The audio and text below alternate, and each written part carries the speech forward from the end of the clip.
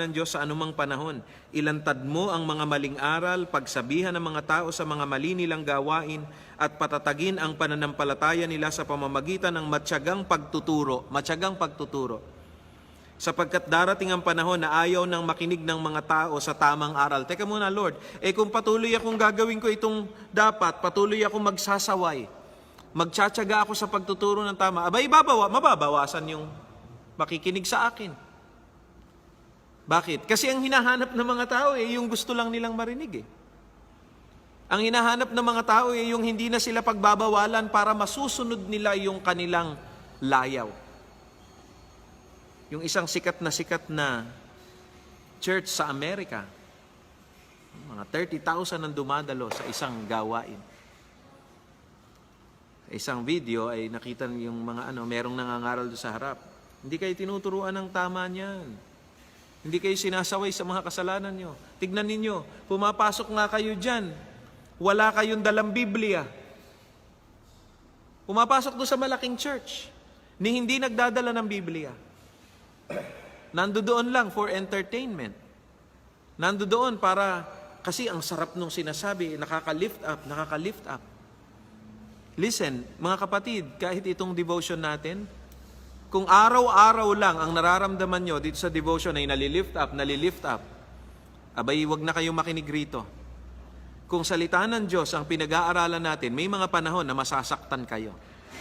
May mga panahon na yung sasabihin dito mula sa salita ng Diyos ay hindi pabor sa inyong ginagawa. May mga panahon na pag-iisipin ka at paaalalahanan ka sa mga bagay na nakakalimutan mo. Hindi palaging yung gusto mong marinig. May mga taong ganyan nga raw ang gusto. Yung laging gusto lang nilang marinig para nagagawa nila yung layaw nila.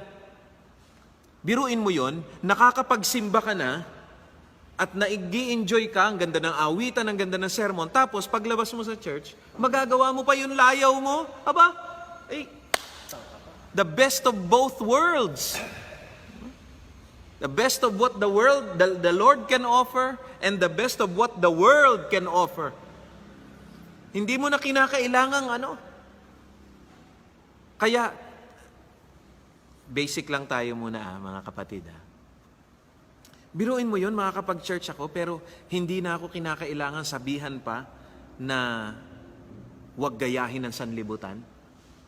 So okay lang na gayahin ko yung sanlibutan kasi hindi naman nagsisermon yung pastor na yun. Maraming mga Christian na ganyan, mga kapatid. Gusto niyo bang masaktan? Maraming mga Christian na kung ano yung damit ng sanlibutan yun na yung suot Yung ang kaisipan hindi na dun sa pag-iisip ng tama, basta na lang pagka may nakita sa sanlibutan, yun ang ginagaya. Halimbawa, lumiit yung pantalon, lumiliit rin yung pantalon niya. Pinunit yung pantalon, pinunit din yung pantalon niya. Umikli yung pantalon. Yung mga pantalon ngayon kita na yung hita Dati, nagsusuot para wag makita yung hita. Ngayon talagang pinupunitan yung pantalon para kitang-kita yung hita. Pinupunitan yung damit para makikita yung pusod. At may mga mananampalataya na ganyan na rin yung ginagawa. Bakit? Dahil naisip ba nila na mas kapaki-pakinabang o Hindi na. It's not. Wala na. Basta kung ano na lang yung nakita sa sanlibutan, yun yung ginagaya. Mga kapatid, maging maingat tayo. Now, hindi yun ang topic natin. Ang topic natin ay yung pangangaral nung tama kasi nga may mga tao na sunod na lang sa uso.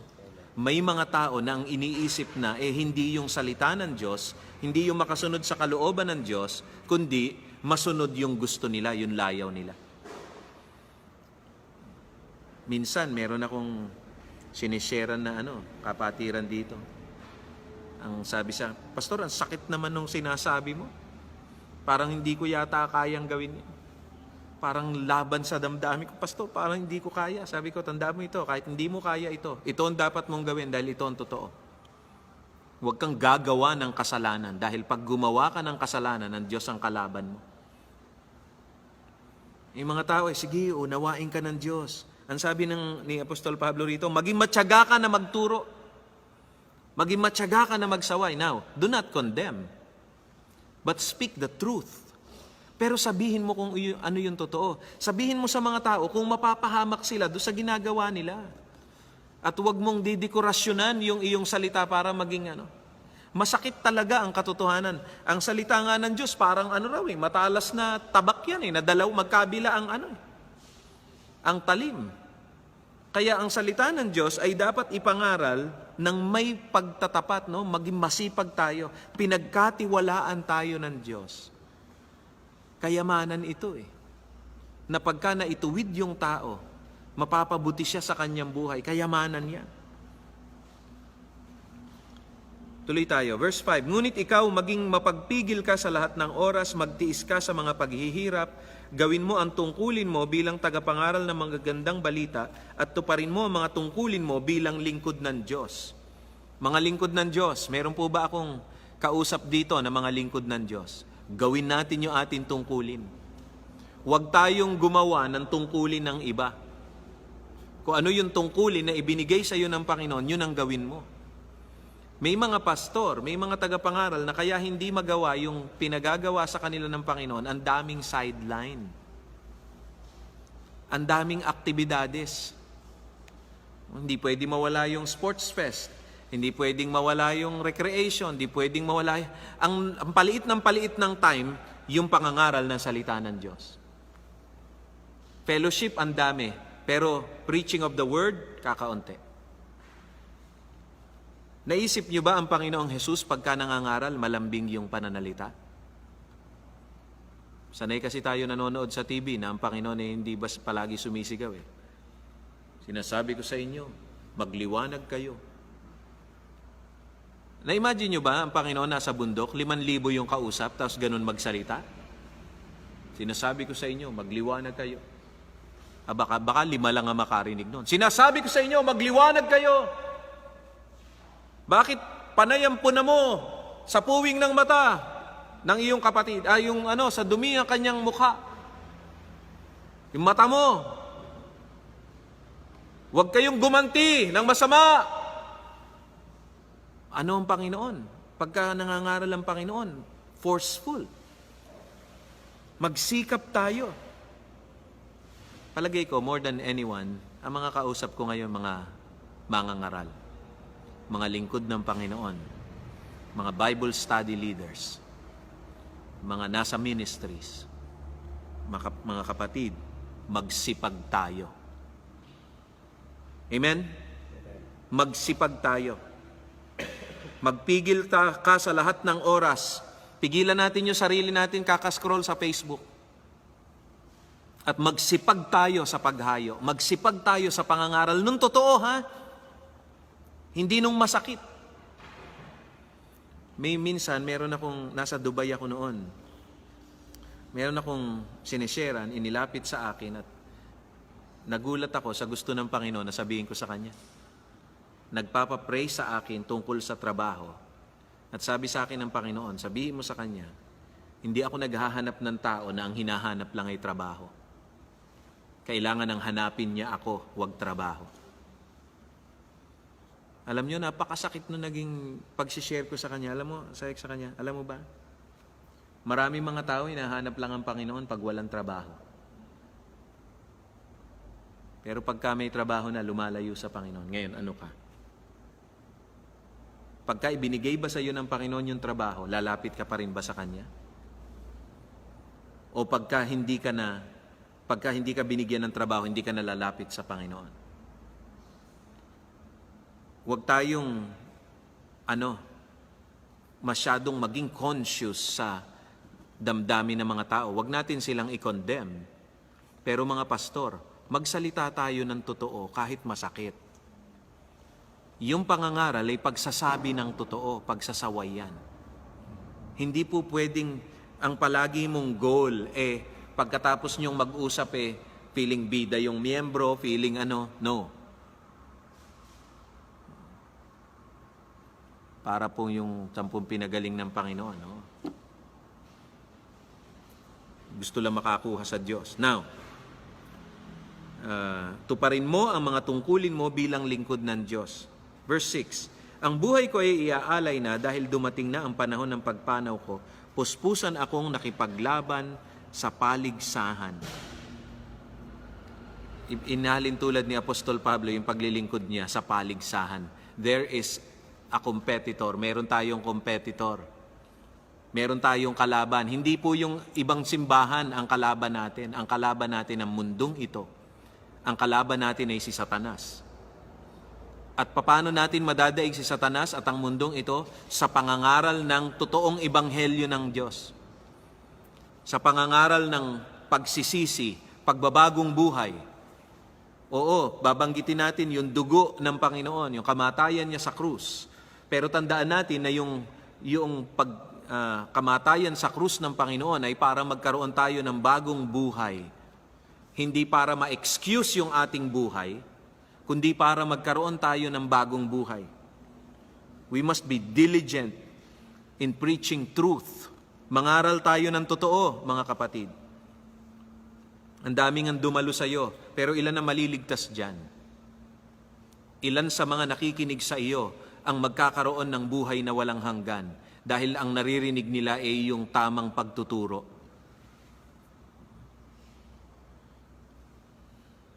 Natapos ko ang dapat kong takbuhin na natili akong tapat sa pananampalataya. At ngayon may inilaan ng Diyos sa akin na korona ng katuwiran. Ibibigay niya sa akin ng makatarungang Panginoon sa araw ng paghuhukom niya, at hindi lang ako bibigyan, kundi maging ang lahat na nananabik sa pagbabalik niya. Alam niyo, meron akong ibang gustong i-share sana ngayon at marami akong gustong talata tungkol sa pagtatapat Pero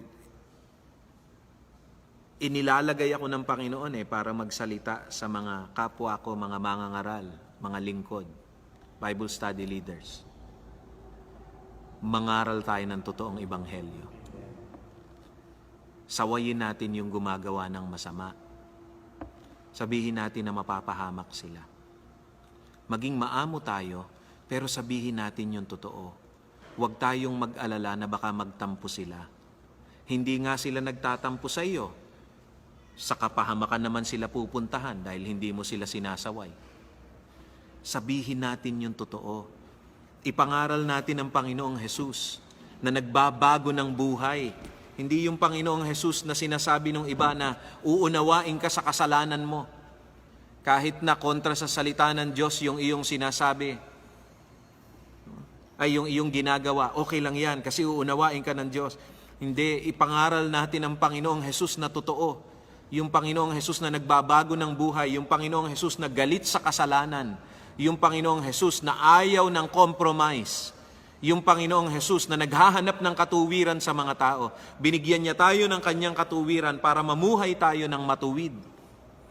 Hindi niya ibinigay sa atin yung katuwiran natin para mababalot yung ating mga lihim na kasalanan. At total, ang nakikita naman ng Diyos ay ang Panginoong Hesus sa harapan natin. Kaya okay lang na may kasalanan ka sa likod ng Panginoong Hesus. Hindi yun ang totoong ebanghelyo, mga kapatid. Ang ebanghelyo ng Panginoon ay ebanghelyo ng pagsisisi at pagbabagong buhay.